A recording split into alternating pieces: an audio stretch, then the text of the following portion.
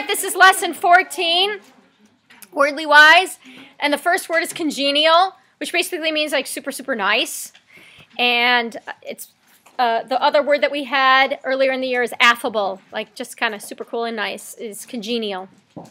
In fact, okay, here's how you can remember this. There is an award when in the Miss America contest, you know, like you can get like Miss Congenial. She's like the Miss America contestant who's nice to everybody, or at least people like the best. So she gets the award. So that's congenial. She's Miss Nice, not necessarily Miss, you know, attractive.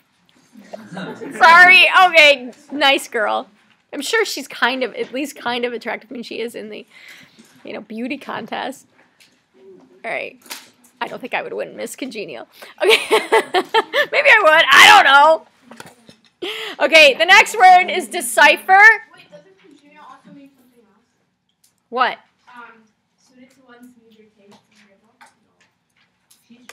No. Agreeable could be mean. Yeah, agreeable. It's just the same. It's the same thing. That's, yeah. It's similar. All right. So to decipher is to decode. So you would decipher somebody's handwriting if they had really bad handwriting. And I'm not naming names, but you all know who you are. Sometimes I have to decipher. And actually, one little girl in here, I was unwilling to decipher her extended response, so she had to redo it. I'm not naming names. You know who you are. Okay. The next one I can't is De-Sect. That's to cut open and like look at the parts of something. It's typically you would dissect a frog, maybe, if you wanted to see what a frog looked like on the inside. You can also dissect an argument, just taking something apart in its pieces and really examining it is dissect.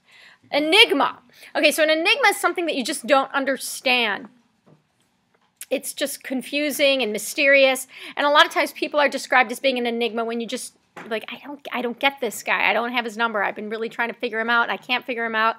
Then they'll be described as an enigma, puzzling and mysterious. Okay.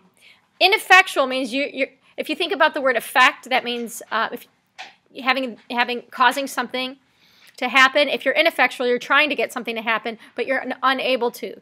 So if you keep studying for a test in the same way and you keep getting the same grade and it's not the grade you want, then your methods are ineffectual and you have to look at things a different way because you are able to learn absolutely anything. You truly, truly are. Probably almost anything. So you just need a different method or amount of time or something if you've been ineffectual, not effectual. Okay. Infallible. You're... Think about the word fall that's in the middle of there, even though it's pronounced foul, which is weird because there's two L's. Come on, English language, help us out here, would you? Infallible means incapable of being wrong or failing. Infallible.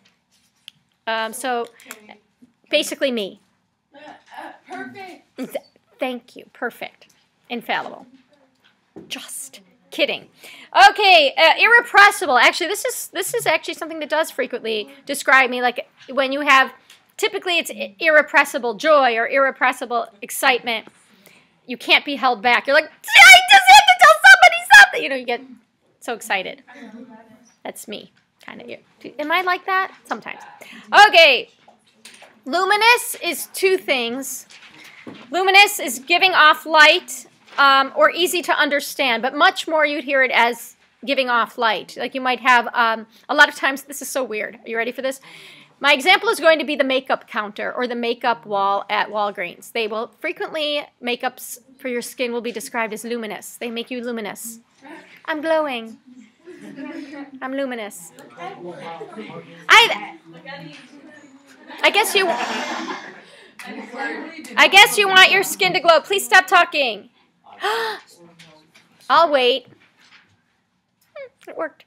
Okay, millennium, that's a period of 1,000 years. Now, you were alive during the changing of the millennium. At 2000, you probably don't remember it because you were 1 at the time, but I remember it. And so there's Millennium Park in Chicago, and it was created around the time of the turn of the millennium, which was the year 2000. And it's awesome. So millennium means 1,000 years. Okay.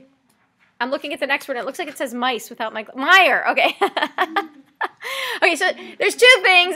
The way that it's used a lot is to be mired down in something is sort of swamped down. Like you can't move. You're like, oh, I've got so much homework. I'm mired in homework. You're sort of stuck in it. But it's a swampiness. It's sort of like where your feet would get stuck in the mud. Like I'm just mired down. And you're going to feel that way next year around finals times. No doubt about it. Okay, pestilence. All right, this is disgusting.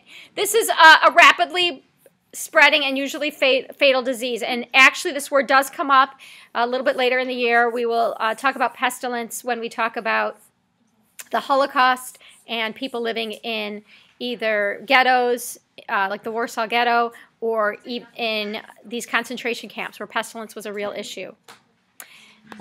And where am I? Okay, stagnate. Okay, so to fail to develop, change, or move. And to me, this is really important. Write this down, right? Stagnant character. In books, you talk about the dynamic characters, characters who grow and change. Typically, your protagonist grows and changes, develops, learns something, and then there's characters that are considered stagnant. They stagnate. They do not change. They do not grow and change based on their experience. But people in life are the same way. I have found that there are people who are constantly growing and changing and trying to get better every single day, a little bit better, learning from their experience, modifying their behaviors, and changing to grow. And then there are real humans in real life who stagnate, who make the same mistakes over and over, do the same things again and again, even though they don't work, and they stagnate. And I want you to be aware of people like that in your life. And I hope that you'll be a dynamic person and a dynamic character in your life, not a stagnant character in your life, because stagnation to me is almost, it's close to death. Once you stop growing and changing, as far as I'm concerned, you know, it's over for you. You really need to grow and change, grow and change, grow and change. So stagnate is the opposite of that. Never stagnate. Write that down there. Never stagnate. Don't be the stagnant character in your life. Be the dynamic character in your life. That's just a little bit of life lesson there in the vocabulary unit, free of charge. Okay? I just tossed that in there about life. What? Dynamic is an antonym. Yes, it is, darling. Thank you, sweetie pie. What a good question. Love her. Okay, here we go. The next one is, does it say sublime? Yeah. I don't want to wear my glasses because I'm vain. All right, because, you know, they're like this big, and then it's like, hi, I'm a bug giving a video. Sorry. But there's like, and then there's like the one video where I'm wearing a ponytail and glasses, and I'm like, whoa. Okay. It's like scary even to me. All right. Shh. Sublime is good. It's like awesome sauce is sublime. Splendid. It's very British. It's sublime. It's not really a word that you are probably going to use unless you're trying to be fancy or you're in London. You could use it then. Like, oh, it's this sublime day. You can use it then. That's from our British friends. They'll use that. But you should know. Yes, when you meet Harry Styles, tell him he looks sublime. Put that in your pocket and wait until you meet Harry Styles. Who's Harry Styles? Like a One Direction guy or something? All right. I teach junior high. All right. Vie. Okay. Shh. Vie. You vie for someone's attention or you vie for an award. It's to compete. I would say that a really easy way to remember this is siblings vie for their parents' attention. For sure. And I find myself saying things like, I can only do one thing at a time. Raise your hand if your parents say, I can only do one thing at a time. Or as I should turn this around because you can see every hand is up. But the other thing is, I only have two hands. Or my mother's favorite, I'm not a magician. Okay. I say that too now. I'm not a magician. My kids are like, we know that. That is so obvious. Okay, and then the last one is voluminous. Voluminous. It means a lot of something. Ample, volume. Underline the stem volume, and that'll help you because you know what volume is from science class, so you're good. All right. Peace out, M-Town.